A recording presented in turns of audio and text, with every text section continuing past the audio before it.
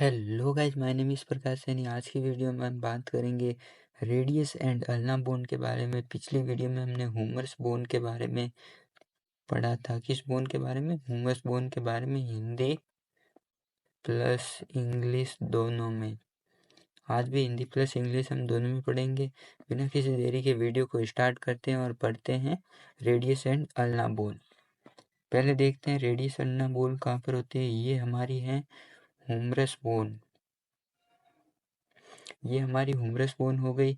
आपको humerus bone के just नीचे होती है ये वाली, ये क्या है? रेडियस। यानी कि इसके बारे में हमने कल आपसे बात की थी। आज हम रेडियस और अल्ना दो के बारे में बात करेंगे। ये रेडियस है जो कि ऊपर की ओर होती है और अल्ना है जो कि होती है नीचे की ओर। अल्ना की तुलना में जो रेडियस होती है वो बड़ी होती है। रेडियस बड़ी होती है, अल्ना थोड़ी छोटी होती है। और रेडियस की जो चौड़ाई होती है वो भी थोड़ी मोटी होती है, ये थोड़ी पतली होती है। कौन सी? अल्ना वाली। ओके, और देख लेते हैं आगे। इंग्लिश में देखते हैं radius and ulna bones. Okay, पहले देखते हैं the radius and ulna are two bones, यानी कि दो बोन्स होती हैं in the forearm. Forearm की दो बोन्स है that work together to provide momentum and stability to the wrist and elbow, यानी कि स्टेबिलिटी करती किसके? wrist और एल्बो को। मोमेंटम प्रोवाइड, मोमेंटम यानी कि जैसे कि हम हाथ को ऐसे कर सकते हैं, हिला भी सकते हैं ऐसे। The radius bone is located on the thumb side to the forearm while the ulnar bone is located on the pinky finger sides। Okay, इसका मतलब क्या है आप देख लेते हैं हिंदी में। रेडियस और अल्ना जो हड्डी होती है, रेडियस और अल्ना दो हड्डियां हैं, कलाई और कोहनी को गति स्थिरता प्रदान करती हैं। फिर रेडियस और हड्डी, जो रेडियस हड्डी होती है वह कलाई के अंगूठे की ओर होती है, यानी कि तो ये हमारा अंगूठा है, ये वाली होती है ना यहाँ पर, ये वाली रेडियस है। ओके, यानी कि ये थंब है हमारा, थंब के नीचे जो होगी ये क्या है? रेडियस। और फिर क्या है, जबकि अल्ना कलाई के पिंकी उंगली की ओर स्थित होती है। ये आप देख सकते हैं यहाँ पर, ये हमारी कौन सी है? छोटी वाली उंगली है यहाँ पर, ये होगी। इसे क्या कहेंगे? नीचे की ओर, इसे हम कहेंगे अल्ना बोन। फिर फंक्शंस देख लेते हैं। फंक्शंस क्या होते हैं? Momentum of wrist and elbow, rotations of forward और support of wrist and elbow joint, यानी कि व्रिस्ट और एल्बो जॉइंट को सपोर्ट करती है, सहायता करती है। स्ट्रक्चर संरचना की बात करें तो रेडियस अल्ना होती है longer and thinker than ulna bone, यानी कि अल्ना बोन की तुलना में जो रेडियस बोन होती है वो कैसी होती है? थोड़ी लंबी भी होती हैं और चौड़ी भी होती है। और अल्ना बोन है वो छोटी भी होती है और पतली होती है, किसकी तुलना में? रेडियस की तुलना में। फिर देखते हैं इंट्रोसियस मेम्ब्रेन। इंट्रोसियस मेम्ब्रेन क्या होती हैं? कॉन्नेक्टेड रेडियस एंड अल्ना। आप जब ये हमारा हाथ है, हाथ और इनके बीच में दोनों ये खड्डा बन रहा आपको दिखाई दे रहा होगा, इसे हम क्या कहेंगे? इसे हम कहेंगे इंट्रोसियस मेम्ब्रेन। ये दोनों को कनेक्ट करके रखती है, जोड़ के रखती है। ओके, हमने ये देख लिया रेडियस अल्ना इंट्रामेम्ब्रेन। ये देखो, ये हमारी अल्ना बोन हो गई जो कि नीचे की ओर स्थित होती है, और ये हमारी रेडिएशंस हो गई, मतलब रेडिएशन या रेडियस बोन। ओके, ऊपर वाली। और इसके बीच में आपको ये खाली स्थान दिखाई दे रहा है, इसे हम क्या कहेंगे? Interosseous membrane. ये इन दोनों यानी कि रेडियस प्लस अल्ना दोनों को कनेक्ट करके रखती है। ओके गाइस, समझ में आ रहा है? अब जो हम बोन देखेंगे वो रेडियस, रेडियस का जो हेड होता है, हेड ऑफ रेडियस, ये रेडियस का हेड है। और नीचे की ओर होता है स्टाइलॉइड प्रोसेस। वीडियो की क्वालिटी आप बढ़ाकर दे सकते हो, आपको अच्छे से समझ में आएगा। ओके, अब रेडियस और अल्ना दोनों की तुलना देख लेते हैं क्या क्या होती है। ये जो हमारी है, यानी कि ये क्या है? रेडियस। इधर वाली ये हमारी क्या है? रेडियस बोन है, और ये हो गई अल्ना बोन। अब रेडियल हेड, ये क्या हो गया? रेडियस। देखो, रेडियस बोन है तो हम क्या कह देंगे? Radial head. और ये इसका नेक होता है यहाँ पर। और अल्ना, अल्ना की जो ये होती है, अल्ना के इधर होता है ओलेक्रेनॉन। और फिर क्या होता है यहाँ पर, ये होता है, इसे कहते हैं हम रेडियल ट्यूबरोसिटीज।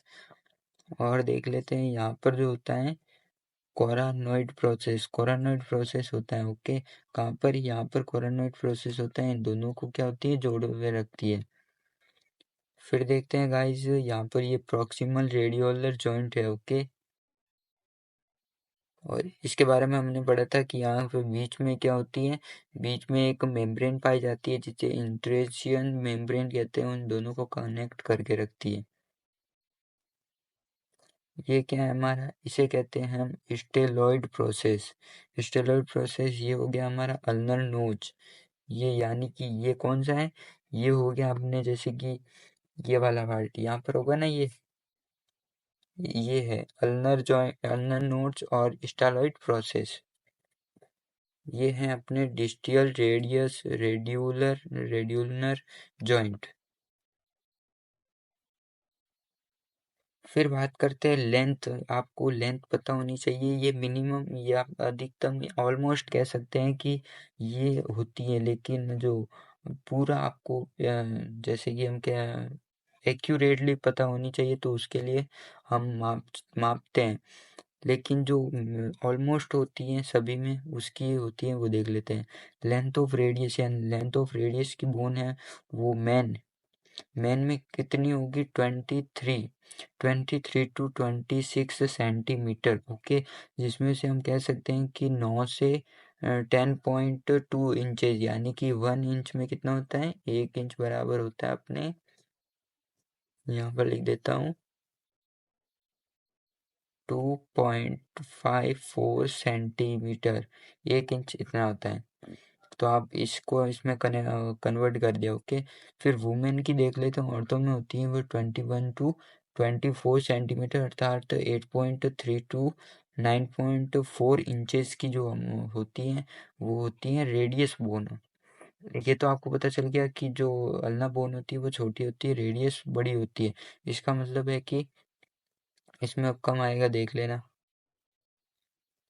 लेंथ ऑफ, अब देखेंगे अल्ना बोन जो मैन में होती है वो कितनी होती है, 24 टू 27 सेंटीमीटर, और 9.4 टू 10.6 इंचेस। और वुमेन में देखें तो 22 से 25 सेंटीमीटर, यानी कि 8.7 टू 9.8 इंचेस। ये देखो, ये हमारी क्या हो गई, ये हमारी हो गई रेडियस बोन। यहाँ पर लिख देता हूँ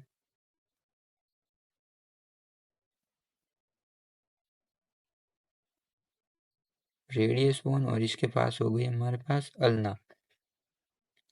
ये आप देख लो।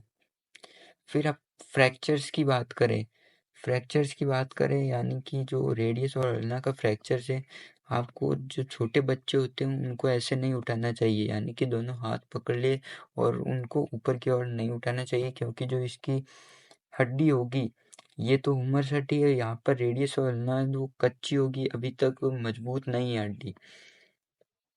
तो ये क्या हो गया, अल्ना हो गया, ये रेडियस हो गया। यहाँ से जो हड्डी टूटने की संभावना होगी वह इस जगह से टूटने की संभावना होगी हुमर्स का, जिसे हम कह सकते हैं हेड ऑफ रेडियस पूल्ड, जिसे हम कहते हैं रेडियस का जो हेड होता है उसका एंगुलर इलेगमेंट हो गया, जैसे कि।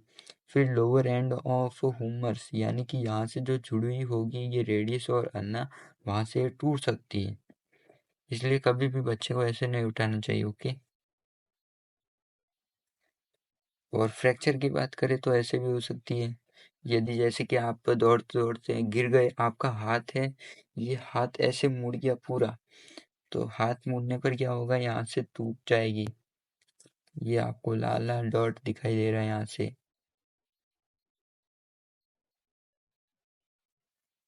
फिर बात करते हैं इसके पार्ट्स होते हैं, उनको देख लेते हैं। ये कौन सी बोन है, पहले ये तो देखो, ये है हमारी अल्ना बोन, ये है रेडियस बोन। ओके, अब देखते हैं ओलेक्रेनॉन प्रोसेस, यानी कि जो अल्ना का होता है ऊपर वाला, इसे कहते हैं ओलेक्रेनॉन प्रोसेस, और इसके यहाँ पे इसको कहते हैं हम कैप्सुलर लिगामेंट्स। ओके, और यहाँ पर इसको हम कहेंगे flexor डिजिट्रन superficialis.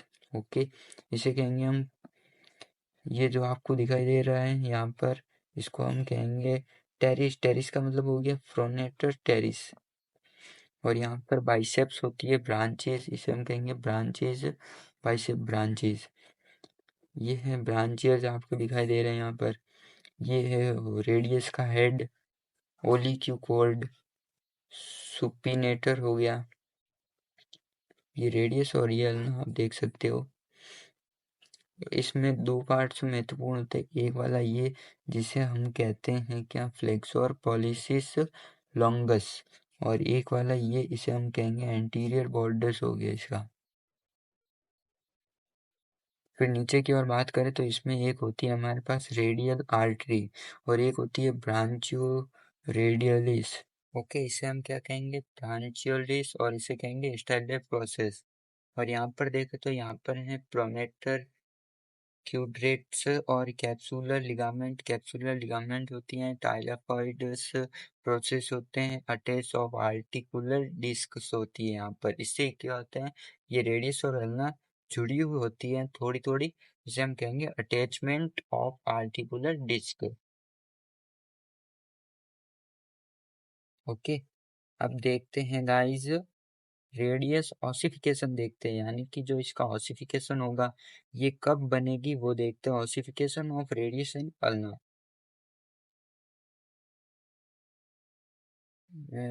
Yes, the radius and ulna bones ossify from multiple centers during the fetal development and early childhood।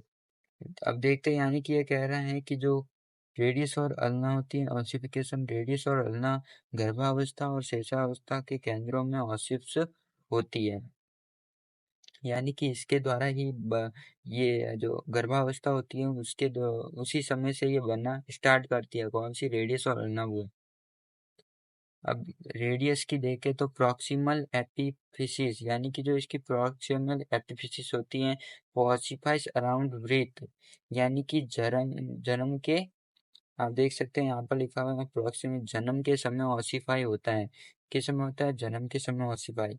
Soft की बात करें, ऑसिफाइज बिटवीन तो 6 से 12 मंथ्स, यानी 6 से 12 मंथ महीनों के बीच में ये ऑसिफाइज हो जाती है।